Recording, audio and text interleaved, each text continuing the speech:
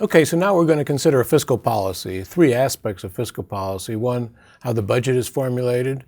Second, how the debt is related to the deficit. And third, how the deficit itself depends on the state of the economy. Let's begin with the budget process.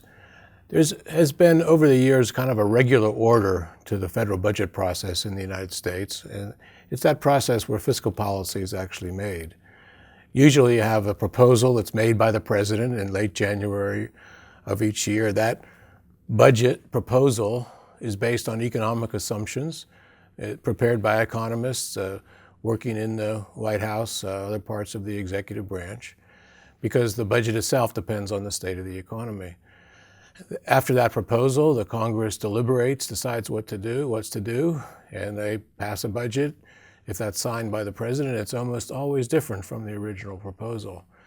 You can consider an example from the year 2011 when the fiscal year 2012 budget was proposed, and here's a picture of that.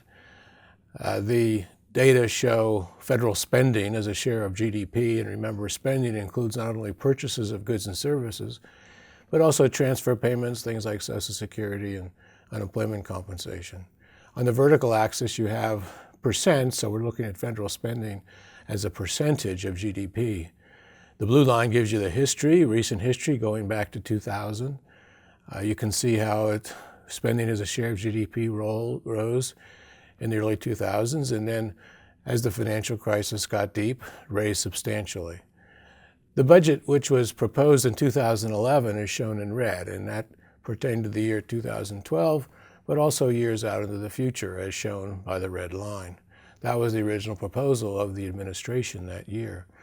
After a lot of debate in Congress, in fact, 2011 was a very contentious debate year, and it ended up in something called the Budget Control Act, labeled with the black line in the picture. You can see that was below, actually substantially below the original proposal. So it's an example of how the deliberation results in a budget which is different from what was originally proposed, just one example. There's another difference between what's really originally proposed and what actually happened, and that is the actual budget is different from what was passed or signed, and that's because events take place after the budget is put into place.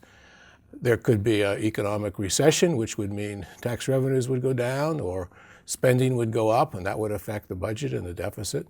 Or there could be an unanticipated need for supplemental spending. Could be a hurricane damage, or earthquake, or a war, in which case that wasn't originally budgeted for, but would have to be a supplemental spending increase.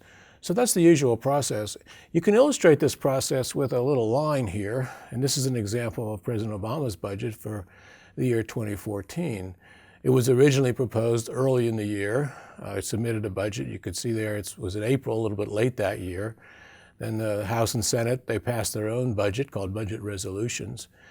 Then the fiscal year for 2014 begins on October 1st. It's noted there by the arrow.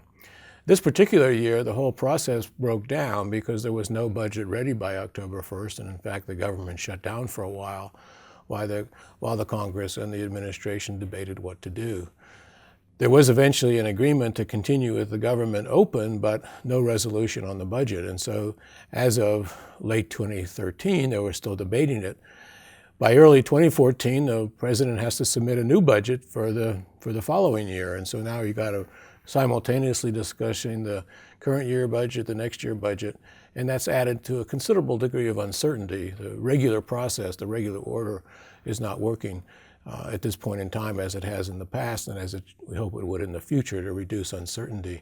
As an example of kind of the debates that are taking place, here's an example of the difference of opinion of what the Senate wants to do and the House wants to do.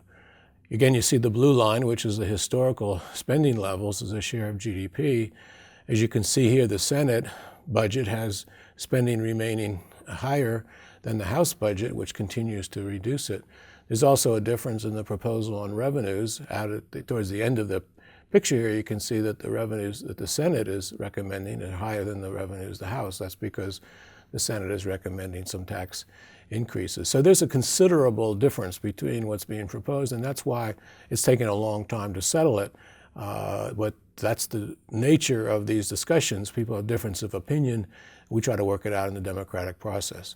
So that's the budget process, and that's really where fiscal policy gets decided one way or another. It's just not like just pushing a button, shifting a curve. This occurs in the real world with people debating what to do, frequently in very polarized or partisanship ways. Now let's consider how the debt and the deficit are related. Frequently people get the debt and the deficit confused, so let's be very precise. If you take tax revenues and subtract spending, you get a measure of the surplus. And we say it's a surplus if that difference is a positive number. If the difference is a negative number, in which case tax revenues would be less than spending, then we say there's a deficit. Deficit occurs when that difference is negative. And when a government runs a deficit, it has to borrow. So for example, the debt increases when it borrows.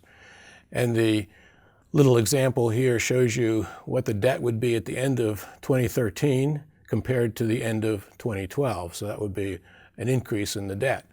The deficit during 2013, whether it's 500 billion or what, would be raising the debt. The deficit takes place during the year 2013, and that raises the debt at the end of the year compared to what it was at the beginning of the year.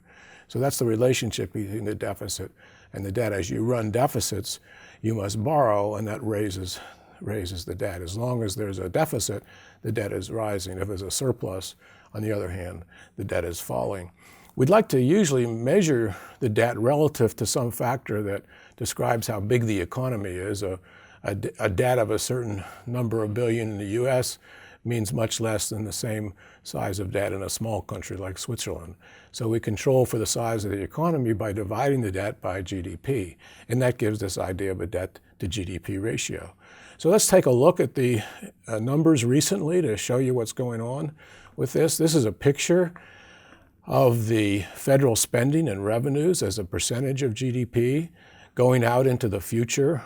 It's a projection made by the Congressional Budget Office. It's made under the assumption that the current law doesn't change, so it's based on current law that the Congress has passed and the President has signed as of this moment. You can see the red line shows spending increasing, but that excludes interest payments. The blue line includes the interest payments, so the gap between the blue and the red line, that is the gap between total spending and non-interest spending, is the amount that's spent on interest payments. Interest payments are, of course, are going to be larger when the interest rate is higher, and it's going to be larger when the debt is higher. So both a growing debt and expected higher interest rates in the future means the gap between total spending and non-interest spending is increasing, as you can see in this picture. Revenues are also shown. They're basically pretty flat as a share of GDP under current law. So you can see the deficit must be increasing according to these projections, the deficit being the difference between the blue and the green line. So let's look at that difference. There it is. That's the deficit now as a percentage of GDP. And you can see it's hovering around 3 or 4% currently, and then it's expected to rise pretty dramatically up to almost 12% of GDP under current law if the law is not changed. And a lot of that is because of the growth of Social Security, Medicare, other kinds of so-called entitlement spending, and they're growing more rapidly than revenue, plus the interest payments are rising as well. Now finally, if you take that deficit and find out what the increase in the debt will be, you get this picture, again using the relationship between the deficits and the debt. Here we're dividing the debt by GDP. We got the percentage, federal debt as a percentage of GDP, and now you can see this is rising pretty rapidly as you go into the future, around 75% of GDP going up to about 130. Economists have been worried about debt rising too rapidly as a share of GDP. Some say that when it gets above 90 or 100, there's significant risks, financial crisis, for example, or inflation. Many things can happen at those high levels. So it's best not to get to that levels, but as you can see, we're currently projected to go even higher. If you go even further into the future, you get a more worrisome picture. This takes you into the future even further than the other graphs, but also goes into the past, so you can see how it was earlier in U.S. history. Again, debt as a percentage of GDP is in the picture. If you see the blue line, that's history. Most of the increases in that are during wars. You see the blip in the 1940s, that was World War II. It came down in the 50s and 60s, and it ran up to some extent there in the 80s. And then recently it started rising again. And then you see the projections. There's a projection made in 2009 by the Congressional Budget Office, CBO. And then there's a new estimate shown in red. That's the projection made in 2013. You may think things have improved because the red line doesn't go up as much as the black line. But the truth is the CBO just decided not to publish the data out so far into the future. So the picture really hasn't changed much at all. And that's one of the reasons why we're still facing fiscal arguments, fiscal debates in the US about what to do with this problem. And then the third thing I want to discuss related to the deficit is the impact of the economy on the deficit. One thing that people forget is that when the economy goes into a recession, the deficit will automatically increase. And when it goes into a boom, the deficit declines and you get a surplus. This leads to a concept of the so-called full employment surplus, which we'll show in a graph in a minute. But it also is important for political debates because sometimes people forget that the reason there's a deficit is because the economy is weak. Or the reason maybe the deficit's going down or we see a surplus. It's not a reason to be complacent. It just simply means the economy may be strong, maybe even temporarily strong. So let's look at this relationship. Here's a way to represent it graphically.